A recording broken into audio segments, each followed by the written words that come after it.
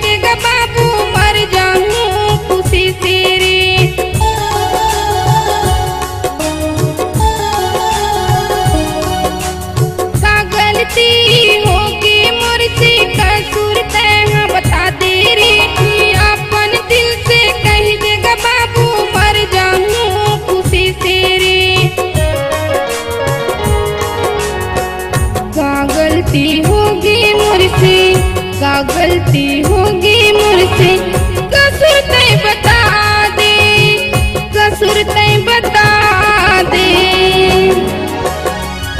जहर घोर के पिया तेरे, चले जाऊं दुनिया ल छोड़ के।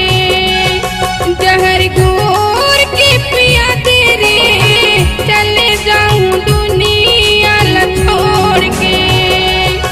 जहर घोर के पिया तेरे, चले जाऊं दुनिया ल छोड़ के।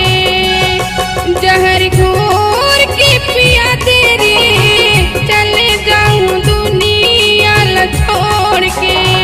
चले जाऊं दुनिया ल छोड़ के, चले जाऊं दुनिया ल छोड़ के, चले जाऊं दुनिया ल छोड़ के, चले जाऊं दुनिया ल छोड़ के, चले जाऊं दुनिया ल छोड़ के।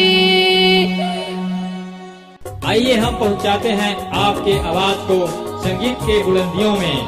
Multi track digital sound recording के लिए संपर्क करें कोयल studio, Ravidas Nagar, कंवरघा। Mobile number है 9827122964। छत्तीसगढ़ी गाना सुनने के लिए हमारे YouTube चैनल को सब्सक्राइब करें और नए नए अपडेट पाने के लिए बेल आइकॉन को प्रेस करें।